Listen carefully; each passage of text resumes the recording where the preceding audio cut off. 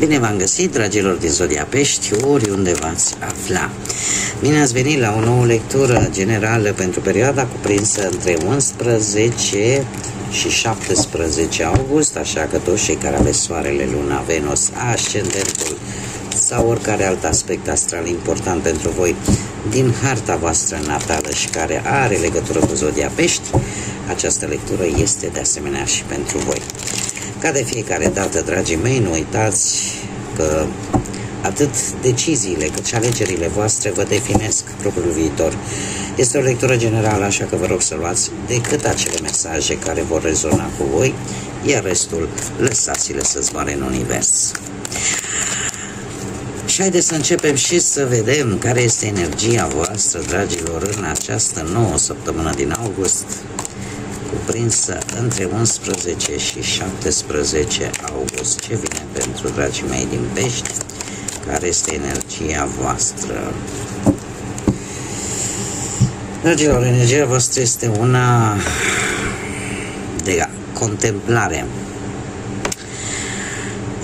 Se pare că unii dintre voi vor avea de-a face cu niște proceduri legale în care un adevăr va trebui spus, în care cumva minciuna nu mai trebuie să planeze. Acum poate să fie vorba de o conjunctură legală, da, juridică, sau pur și simplu de o conjunctură perfect normală, da, într-o situație în care poate că tu ai știut un lucru, un adevăr și pe care nu l-ai spus, dar această contemplare, această gândire profundă, probabil că ți-ai dat seama că acest adevăr trebuie să iasă cumva la suprafață, trebuie spus. Nu știu dacă numerele 47, 11, să vă spună ceva, 11 este și un număr maestru și care îmi vorbește de intuiție, de spiritualitate și de conexiune cu divinitatea. E ca și cum ai primi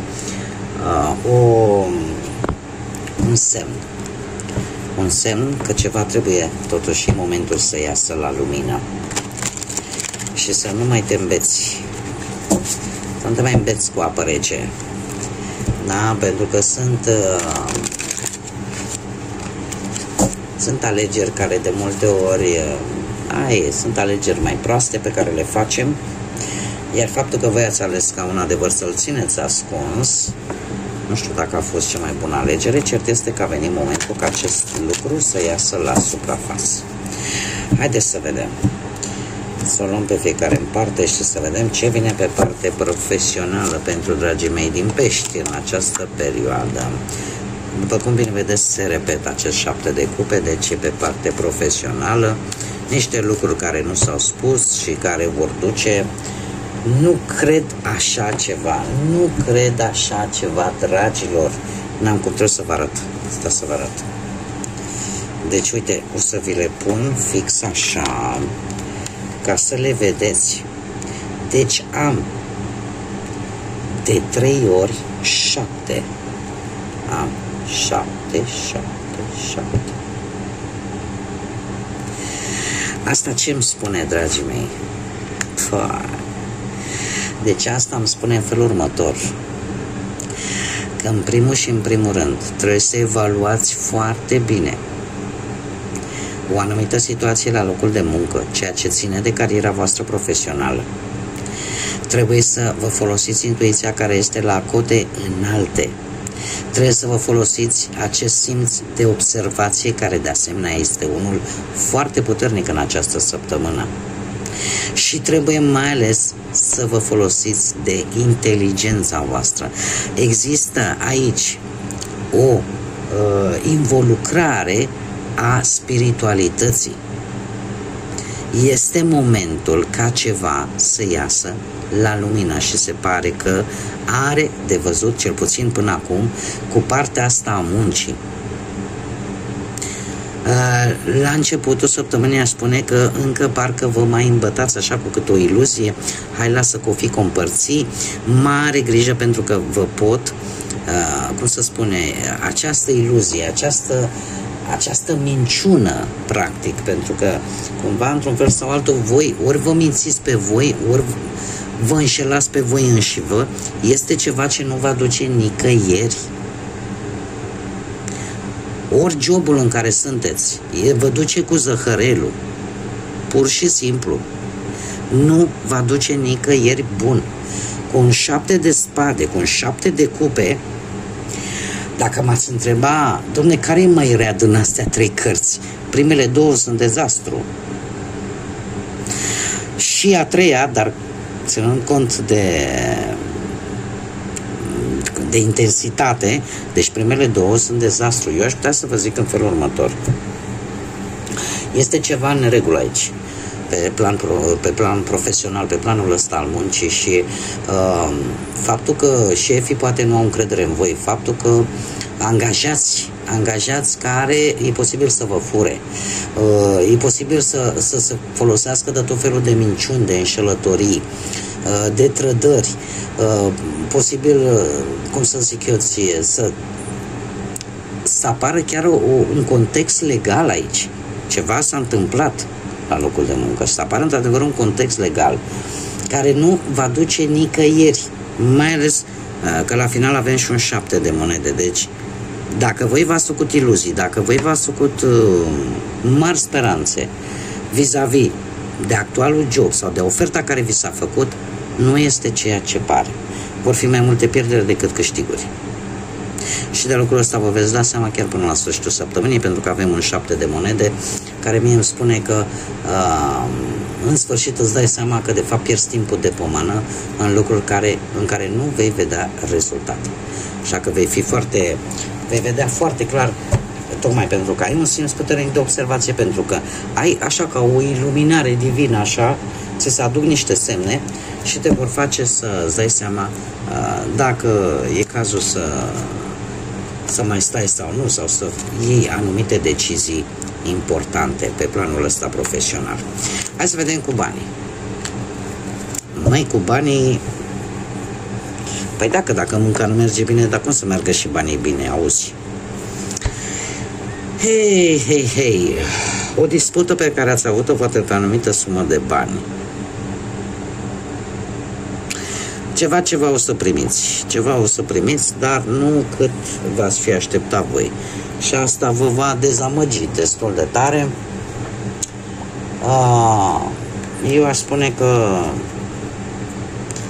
nu știu dacă din mândrie sau pur și simplu nu veți cere și restul. Zodia Vărsător, o am aici care mi-apare. Deci câștig cu ceva bani o să iei, dar nu cât ar fi trebuit. Și asta în urma unei dispute. Adică nu știu dacă vor fi toți. Haideți să vedem. Nu știu cât de bună e săptămâna asta pentru voi, dar acum, bune, rele, trecem prin ele. Dacă trebuie să învățăm, dacă nu, ne bucurăm. Am făcut și o poezie, cu ce să vezi. Hai să vedem, pe partea sentimentală, cei care sunteți deja într-o pereche, o ușoară monotonie a apărut în relația voastră, dar nu a fost de lungă durată. De ce? Pentru că, uite că nostalgia trecutului și cum v-ați întâlnit și cum a fost și ce frumos a fost și îți aduce aminte și uite așa, că într-un final, sfârșitul de săptămână este unul echilibrat, armonios, în care vă sprijiniți unul pe celălalt și chiar simțiți nevoia de asta mai mult timp împreună, așa că nu e nimic de care să vă îngrijorați. Câteodată e bună și depănați așa amintiri și dintr-una în alta vă dați seama de fapt cum efectiv renaște relația și atunci ieșiți din această stare de monotonie și de plictiseală, ca să zic așa, cum mai apare în relațiile, mai ales de lungă durată. Cei care sunteți singurei, dragilor, ce am avut și ce am pierdut. Avem niște energii de apă, Rac, Pești sau Scorpion. Puteți fi voi, desigur, care vă simțiți un pic sărăciți de sentimente, dar nu trebuie să fiți așa, dragilor, pentru că uite ce avem un soare, o energie pozitivă care apare undeva la sfârșitul săptămânii viitoare, da? În această perioadă 11-17 august. Nu știu dacă Zodia Leu vă spune ceva, posibil, dar eu trebuie să vă spun că vei găsi iubirea. Nu e capăt de lume, nu trebuie să vă simțiți că, domne, dacă ai un sentiment totuși de abandon, da? Dar asta nu înseamnă că nu se mai poate face nimic. Voi aveți așa câteodată mania asta când sunteți foarte la pământ să vă duceți mai jos. Dar în loc să vă ridicați, vă duceți și mai jos. Totuși eu trebuie să vă spun că nu e chiar așa și că e cineva pe care voi ați spus ochii, care aparent tu să crezi că nu-ți corespunde și că nu știu cât de bine ar fi să pierzi timpul cu cineva ca respectiva persoană. Dar asta numai în cazul în care respectiva persoană nu arată niciun pic de interes vis-a-vis de tine. Că dacă arată interes, după cum bine văd eu aici, pentru voi răsare în soare. Așa că haideți să nu amestecăm. Voi se pare că ați luat decizia să ieșiți, să socializați, să vă lăsați ghidați de intuiție, să fiți voi înși vă, pentru că v-ați dat seama că numai în felul acesta puteți să cuceriți. Dar, cum am mai spus, nu trebuie să fiți dezamăgiți, pentru că lucrurile se schimbă, energiile se schimbă. Haideți să vedem și un mesaj pentru voi, dragilor din Pești, pentru perioada 11-17 august. Și avem 14 sau numărul 5, care ne spune așa: spinii.